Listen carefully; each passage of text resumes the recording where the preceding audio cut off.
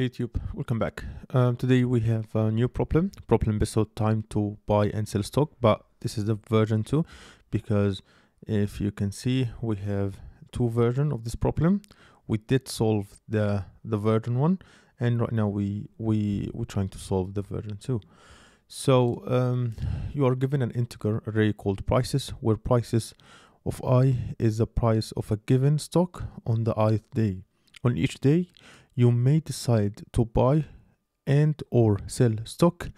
You can only hold at most one share of the stock at any time. However, you can buy it, then immediately sell it on the same day. We want to find and return the maximum profit you can achieve. So if we have this example, we have this array, the output should be 7. And the explanation that we can buy on day 2, which is the price will be 1 here. And we sell on day 3, price will be 5 here. And we have the profit of 4. And then we buy on day 4 with price of 3. And sell on day 5 with price of 6. So we will have 6 minus 3 will have 3. And 4 plus 3 will be 7. So there are two solutions to this problem. There are brute force solution or 3 solutions to this problem. We have like a one pass solution. We have a brute force solution. We have a peak value approach as well. I will start today with the brute force solution. Basically, in the brute force solution, we try to calculate the profit for every single number. The time complexity, it will be of n in the power of n, so it's awful in terms of time complexity, but in my opinion it's good to start with the brute force solution, so we will appreciate and also we will know how to improve our solutions in the upcoming videos. So let's just try to think about how we can do this. The way that I'll try to do it, I will try to calculate the profit for every single number. So I will try to create a function here. I will call it calculate.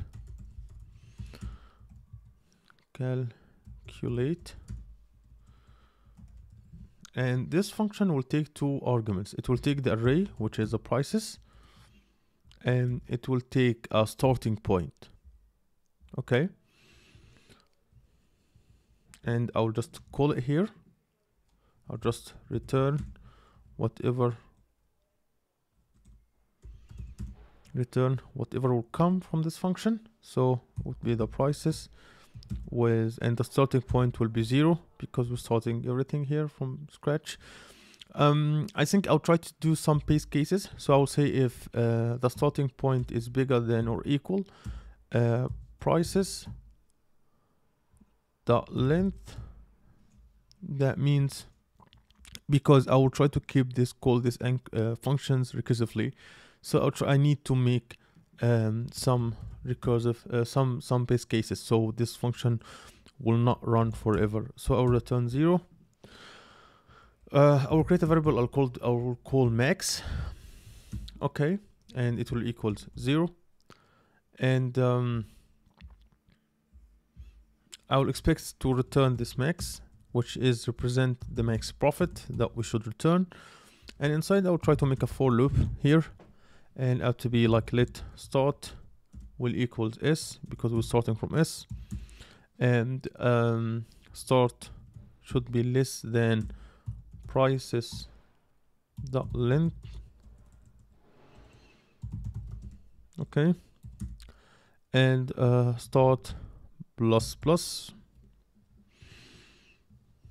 Okay, I'll create let max profit, but let's max profit for profit. It will be max profit for each number, for each start. I will do another loop because I will need to compare each number with all the other numbers. So I will need to do another loop. I will say let I equals start plus 1, and I should be less than prices dot length, and I plus plus. Okay. I will say if prices of start is smaller than prices of I, that mean we have a profit. So this, let's say that we are here in the prices of start. We try to compare all all the other numbers. If the prices of R, if the current index is less than the next, that means we could have profit. So what we should do, we should have a profit. So the profit will equals the prices of I minus the prices of start. However, there is something that we could buy and sell. So how we know that? How we to be able to know that? So we call the calculate function again. Okay, but with the next element to make to see if we could have more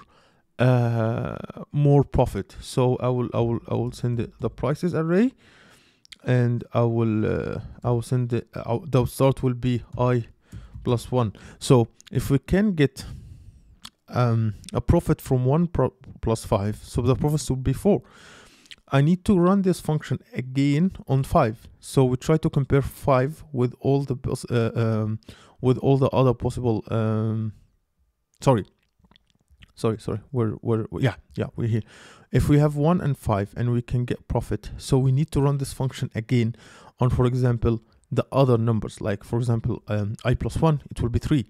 So you try to make it to run it against 3 and the other numbers to see if we can have another profit or not. And when we have the profit, I will say if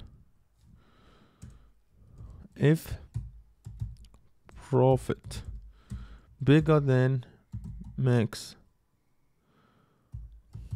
profit, if that was the case, max profit will equals profit. Okay, and at here at the end here, I want to make sure that also if max profit bigger than max here, that means max will equals max profit. Let's run and see if it will work or not. Oh, okay, it didn't work. Expected. Okay, let's see why. I guess I did something wrong here. Let's try to calculate everything. Prices I plus 1 plus prices of I minus prices of start, and if profit bigger than max profit will equal the profit. That's good.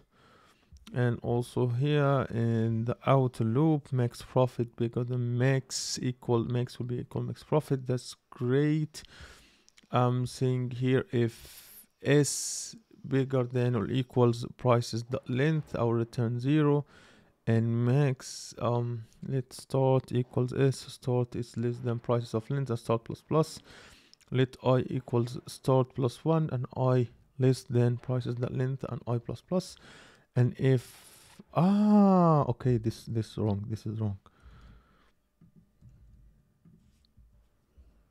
Let's run it again. Yeah, it's working now.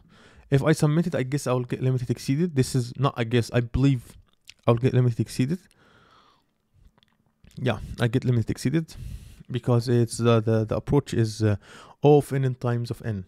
So let's try to describe the solution in details this time. So we have entry point, which is the max profit. Functions begins the calculating by calling the calculate prices and 0 prices and 0, it starts the process at the beginning of the prices array in index 0. We have a base condition. In calculate function from line 9 to 11, we have, let's just do it like that. So, yeah, well, that would be better. So in calculate for a number, yeah, let's not delete this one because we need it to talk about. So in calculate number 9 to 11, starting index s is greater than or equal the length of the prices array. The function returns 0. This means there are no more transactions that can be made. Because of that, we have this base case. After that we have iteration over possible buying days from these lines. So the outer loop starting from S to the end of the prices array iterates over possible buying days, and we have max here. So let max equal 0. We keep track of the maximum profit that can be achieved starting from day S. After that, we try to finding a profitable transaction in the inner loop. So the inner loop starting from the day after starts looks for possible selling days. If selling prices, which is prices of I, is greater than the buying prices, which is the prices of start, it calculates the potential profit. We have let profits. We have this one, let profits equals calculate prices, and we add I plus 1, and we have prices of I minus prices of starts. So this line calculates the profit by recursively calling calculate for transaction after the current selling day, I plus 1, and adds it to the profit of current transaction. The algorithm compare this profit with the current max profit and update max profit, as you can see here. And after that, we're updating the maximum profit, like after evaluating all